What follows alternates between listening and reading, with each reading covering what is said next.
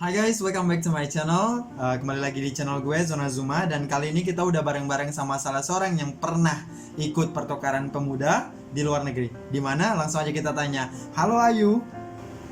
Halo, apa kabar semua? Apa kabar semua? Baik-baik. Nah, boleh ini nggak perkenalan diri dulu nih, supaya teman-teman juga tahu nih. Boleh banget. Halo semua, perkenalkan aku Ayu, asal dari Samarinda, Kalimantan Timur. Sekarang kegiatannya sedang melanjutkan studi di Belanda. Wow. Tapi hari ini kita nggak bakalan fokus ke studi di Belandanya ya. Kita fokus ke kegiatan Ayu yang waktu itu sempat Ayu ikuti, yakni pertukaran pemuda antar negara, kapal pemuda ASEAN Jepang ya. Nah, Wah, ini memang luar biasa, jalan-jalan mulu ini. fokus ya. Jangan Zuma soalnya. Enggak lah, aku menetap. Oh, masa? Oke, sebelumnya kita boleh ini dulu nggak? Boleh cerita dulu tentang apa itu pertukaran pemuda antar negara atau PPAN ya? Oke. Oke, boleh. Oke, PPAN atau Program Pertukaran Pemuda Antar Negara. Aku highlight sekali lagi program pertukaran pemuda. Karena banyak banget orang yang salah paham nih, salah kaprah. Dikira program pertukaran pelajar. Pelajar ya. Pelajar pemuda beda gitu. Ada Oke. undang-undangnya tuh. Bahwa Waduh. pemuda itu di Indonesia definisinya tuh umur 16 sampai 30 tahun kayak gitu. Dan karena banyak yang mengira ini program pertukaran pelajar, jadi para alumninya itu kadang-kadang dilihat kayak, ya ampun nih, kayak misalnya aku gitu kan, udah kerja kok ikut program pertukaran kayak ginian, mau ngapain sih ditukar-tukar kayak gitu kan, apa yang bertukarin kayak gitu loh, lucu banget kadang-kadang kayak gitu. Padahal kalau untuk PPA itu sendiri, itu udah lama banget, dimulainya di tahun 1973. Untuk sayap sendiri program yang aku ikutin itu dari tahun 1974, itu alumni udah banyak banget, ribuan. Nah, dari PPN ini tuh banyak banget ininya, sub-programnya kayak gitu. Ada yang tujuan negaranya ke India, ke Kanada, Cina, Korea, kalau aku sendiri ke Jepang dan beberapa negara ASEAN, dan masih banyak lagi. Cuma setahu aku, untuk yang Kanada dan India sekarang udah nggak ada gitu. Iya. Nah, kemarin berangkatnya itu tahun berapa? 2019, sebelum Corona. Itu Berarti saya tahun terakhir ya? Oh, terakhir. Jadi ini pertama kali tuh kita yang dari national leader sama peserta 2 tahun menjabat. Oke. Nah, itu kemarin kenapa sih ngikut pertukaran pemuda antar negara? Apa motivasi Ayu kemarin untuk ikutan?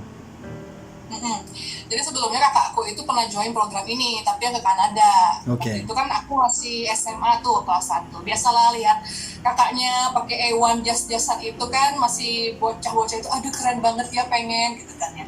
Cuma adanya itu tuh, waktu aku S1, ini kan memang hype-nya pas mahasiswa S1 kan ya, Iya. sebenarnya gitu, hype-nya gitu. Waktu itu aku tiap kali mau daftar tuh selalu ada aja jalannya tuh gak jadi gitu loh, entah kelewatan deadline kah dan sebagainya.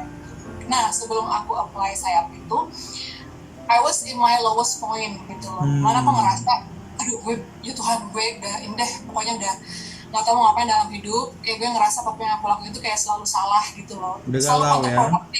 kontraproduktif gitu loh. Nah, waktu itu ini makanya beberapa artikel juga aku pernah sebutin bahwa sayap itu merupakan perjalanan spiritual buat aku. Kalau orang lain dengar pasti bakal ketawa, lebay banget dia gini-gini, galauan segala macam. Enggak, emang bener, it's a spiritual journey for me gitu. Karena waktu itu aku ingat banget, pada malam itu aku berdoa, ya Tuhan, terserah deh, pokoknya Engkau kasih aku apapun itu sekarang, aku akan deal with it, aku akan stick it out gitu. Pokoknya aku bakal sakirat gitu, apapun yang Engkau kasih ke aku.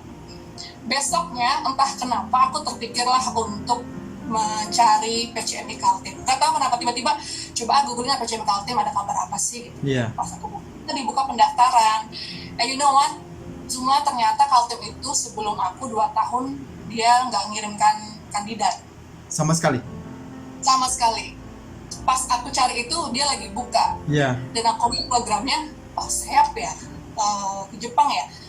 Sebenarnya sih kalau boleh ditanya, aku waktu itu berencana pengen program ke Kanada, tapi aku nggak tahu kalau itu udah nggak ada kan. Tapi setelah aku lihat, ya udahlah daftar aja gitu, coba aja dijalanin pelan-pelan, akhirnya ya dapet kayak gitu. Oke.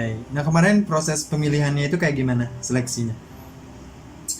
Pertama seleksi bekas, kemudian seleksi tertulis, pengetahuan umum soal Indonesia, soal kebudayaan, soal hukum di Indonesia dan kebudayaan di Kalimantan Timur khususnya. Karena ini kan seleksinya per provinsi kan ya. Yeah. Terus setelah itu diambillah 5 orang dengan nilai tertinggi, kemudian wawancara 5 bidang. Sebelum itu ada leaderless group discussion dulu. Jadi tes tertulis, masuk tertinggi. Terus besoknya ada wawancara 5 bidang, ada tentang kemampuan bahasa Inggris, budaya, terus agama, dan macam-macam. Kemudian setelah itu tutup dengan talent show, jadi kita menampilkan ya keterampilan kita bisanya apa, nyanyi, mana, dan sebagainya gitu. Oke. Kemarin tuh sebelum terpilih tuh persiapan yang Ayu lakukan supaya menampilkan yang maksimal lah. Setiap ini kan termasuk kompetisi ya. Maksudnya kita bersaing dengan pemuda lain yang punya motivasi yang sama dalam program yang sama gitu kan. Tentu ada sesuatu yang ibaratnya kita bisa jual dari diri sendiri. Nah, Ayu kemarin persiapannya kayak mana untuk mematangkan diri?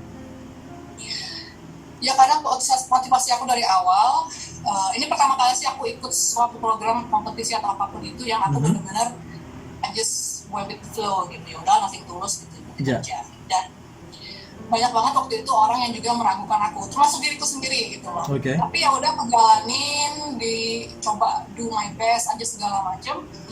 Akhirnya pelan-pelan terpilih dan alhamdulillah untuk pertama kalinya setidaknya dalam 5 tahun terakhir Kaltim terpilih sebagai ketua kontingen pemuda Indonesia waktu itu. Oh, congratulations. Iya waktu itu. Wow. Jadi pertama kali saat itu dan sebagai ketua kontingen banyak mendapatkan beberapa privilege gitu yang pastinya bisa membawa nama harum Indonesia dan juga Kaltim terutama karena udah 2 tahun nggak ngirim kandidat kan, jadi pressure-nya sebenarnya lebih gitu sebenarnya aku. Apalagi dengan kondisi aku saat itu yang kan kalau kebanyakan kita lihat alumni PPN itu kebanyakan yang memang well groomed performer gitu kan, ya harus bisa nari, nyanyi segala macam. Kan itu sih my impression saat itu. Okay. Gitu. Well, seseorang seperti aku yang lebih banyak academic oriented, researcher, dead serius gitu kan ya, rasanya kurang cocok memang untuk program seperti ini. Okay. Dan aku juga background kimia gitu dan public policy, environmental policy. Okay. So, jadi aku tahu diri aja gitu kan ya, bahwa dengan pressure ini, dengan kekurangan aku, tapi ya udahlah, udah di depan nih, selesaikan aja baik-baik gitu kan ya. Karena kan ada aja jalannya gitu sih. Jadi emang depends on your intention, motivation sih kalau aku bilang. Oke, mantap. Dan lagi congratulations lah ya, udah bisa membawa baik nama Kalimantan. Itu udah Kalimantan yang dibawa lo itu, nggak lagi provinsi itu udah, dan bisa bawa nama negara ya saat mewakili. Nah tadi bilangnya itu SEAP ini sebagai perjalanan spiritual. Ya pada saat menjalani program, pengalaman apa yang didapat sama Ayu yang sampai sekarang nggak bisa dilupain? Banyak banget sih suka dukanya gitu. Kalau aku bilang sih SEAP itu lesson learn. Kalau aku bisa definisi SEAP itu seperti obat yang sangat mujarab buat aku gitu. Pahit banget tapi mujarab gitu. Emang aku butuh itu di dalam program itu. Saat itu. Karena dia membuka hal-hal yang aku tidak aware tentang my home security, my own fear, bagaimana melihat dunia dan sebagainya kayak gitu sih besar. Tapi kalau aku bisa highlight 3 pengalaman yang paling menarik dari SEAP itu, pertama sih waktu pre-departure training, jadi kita kayak ada semacam ospek gitulah ya sebelum berangkat untuk persiapan biar kita semua tuh ready gitu. Lebih matang lah ya.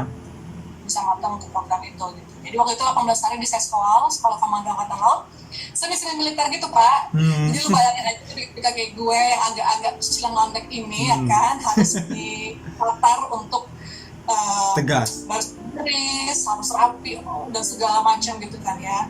Makan aja, mau makan itu harus laporan dan segala macam. Kita itu tidur biasanya tuh ketika harian tuh jadi bangun jam 4, terus jam 4 lah, terus setengah 5 mulai senam lari, kemudian seminar sampai sore, kemudian latihan performance buat nanti national presentation buat pertunjukan di sana di atas kapal.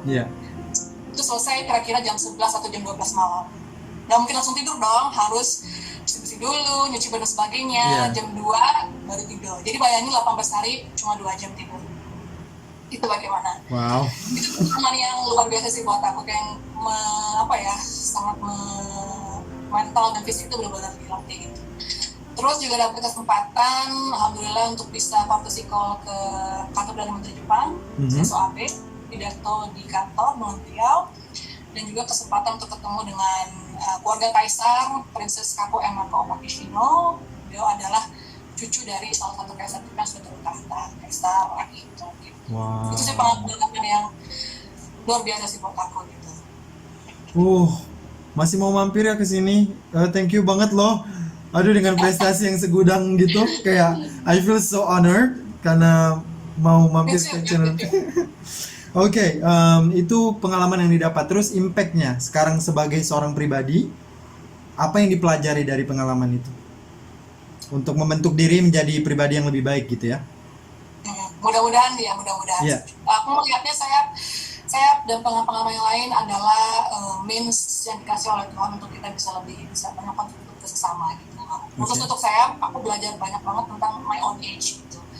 Apa sih hal-hal yang blind spot yang selama ini, yang sebelum aku ikut program itu aku nggak bisa lihat gitu. Dan setelah aku bisa lihat, oh ternyata aku begini, kekurangannya masih ada di sini, insecure masih ada di sini, fear aku seperti itu. Jadi harus banyak yang diperbaiki di sana. Terus aku juga, itu kan bakal ngefek tuh ke relationship aku, baik dalam aku kerja maupun personal. Jadi dari sana aku belajar banyak tentang bagaimana improve my own personal life, dan juga bagaimana bisa memperbaiki my own career and everything in life gitu sih. Banyak banget pelajaran yang Oke. Nah, dari kegiatan yang sudah dilakukan sampai mengikuti program dan post program, kan ada hal yang bisa dibagi nih ke teman-teman yang nanti mau mempersiapkan diri untuk ikut lagi gitu. Ada nggak advice supaya lebih siap dan lebih matang dalam persiapan? Yang pasti menjadi diri sendiri sih. Oke. Ini pasti orang-orang mau dengar ini, ya udah sih menjadi diri sendiri terus nggak mungkin klise kan, ya. pakai pants waktu seleksi gitu, pakai baju yang kita suka, ya bukan gitu sih. Intinya be yourself tapi make it more representative gitu loh, representable. Jadi maksudnya karena kita ketika mengikuti program ini kan kita ada duta-duta Indonesia gitu loh, membawa misi diplomatik, dan ini bukan pertukaran pelajar, lagi-lagi pertukaran pemuda yang mana udah ini loh citra Indonesia itu seperti ini. Jadi kalau teman-teman sudah salah, ada kesalahan sedikit aja, orang-orang langsung melihat citra Indonesia kayak gini ya gitu kan. Terus kan dari program saya sendiri terutama sudah ada standar yang di-set, terutama oleh yang udah dipertahankan selama bertahun-tahun oleh angkatan sebelumnya gitu. Indonesia itu terkenal sebagai kontingen yang sangat disiplin, on time, sangat bagus semuanya. Dari setiap kegiatan yang ditawarkan di kapal maupun di negara yang dikunjungi itu tuh we are trying very hard to score on it gitu loh. Jangan sampai Indonesia kehilangan momen dalam setiap hal gitu loh. Karena itu hanya beberapa bulan persiapan tapi hampir setahun kayak gitu loh. Jadi kita benar-benar pengen selama 3 bulan itu maksimalin semua gitu. Itu udah standar yang di-set sama program ini dalam Indonesia. Jadi itu yang harus dipegang gitu sih. Jadi untuk teman-teman sarannya adalah jadi diri sendiri, enjoy the program, tapi memang karena kita once kita memutuskan untuk mengikuti sebuah program, ada beberapa hal yang harus kita comply gitu loh. Salah satunya adalah ya kalau kita memang diminta untuk mengubah sedikit kebiasaan kita atau cara kita melihat sesuatu, perspektif segala macam, kita harus komit mengikuti itu gitu. Karena memang ada yang kita berikan, kita korbankan untuk kita mendapatkan sesuatu di program itu sendiri gitu. Dan caranya bagaimana? Caranya adalah mengubah perspektif terhadap program itu sendiri gitu loh. Kayak misalnya satu contohnya adalah dulu aku tipikal orang yang kalau misalnya disuruh sama orang untuk make up yang harus look chic, yang harus rapi segala macam, aku ngerasa kayak ngapain sih gitu kan, emang gue ngikutin kontes kecantikan atau apa gitu kan ya, itu nggak make sense gitu loh. Tapi ketika aku ngikutin program ini, aku dapat perspektif baru bahwa it's not about trying making new, you know, like it's not you gitu kan, dengan melakukan body shaming dan segala macam, tapi lebih kepada membuat kamu tuh lebih terlihat mewakili representable ya, representable gitu. Makanya ya once aku punya mindset seperti itu, oke, hanya change that style of thing, jadinya bisa gitu loh. Jadi gitu sih. Be more open minded lah ya. Oke. Itu aja. Ada last remark yang mau disampaikan lagi atau cukup? Last simak mungkin ini juga saya sampaikan ke teman-teman di webinar gitu kan, bahwa saya pekerjaan atau program bisnis atau apapun yang teman-teman ikutin itu hanya saran, hanya means gitu. Jangan sampai hal seperti itu justru menjadikan teman-teman terkungkung karena menjadikan mereka sebagai label yang membuat kalian attached to them gitu. Jadi kalau misalnya dapat, ya that's good thing to happen, itu bisa menjadi saran bagi teman-teman untuk berbagi, berkontribusi lebih banyak kepada sesama. Kalau enggak, ya udah cepat move on dan bergerak ke hal selanjutnya gitu sih. Dan kesempatan untuk belajar sih kalau menurutku. Kalau sana kita dikasih kegagalan itu sebenarnya bukan akhir kalau menurutku, tapi adalah kesempatan awal kita untuk belajar lebih. Karena ada kekurangan kita yang sebenarnya kita nggak tahu, tapi dari kegagalan itu kita bisa belajar gitu. Kalau menurutku ya. Ya benar-benar setuju. Ya. Oke. Itu aja dari Ayu ya. Oke. So teman-teman, itu dari Ayu yang kemarin sempat mewakili Indonesia di SEAP, pertukaran pemuda antar negara di Jepang ASEAN. Dan sekali lagi congratulations buat Ayu yang kemarin sempat menjadi ketua kontingen gitu. Dan kalau teman-teman mau mengikuti jejak langkahnya Ayu nanti pada saat programnya dibuka lagi atau diberangkatkan lagi, silakan tanya Ayu. Aku boleh share media sosialnya? Boleh, oke. Langsung aja tanya ke Ayu, atau kalau enggak nanti komen di channel ini dan biar aku sampaikan ke Ayu secara langsung. Oke teman-teman, thank you buat udah listening, dan semoga lolos dan persiapannya semoga matang dan menjadi yang terbaik. Bye bye. Amin. Bye.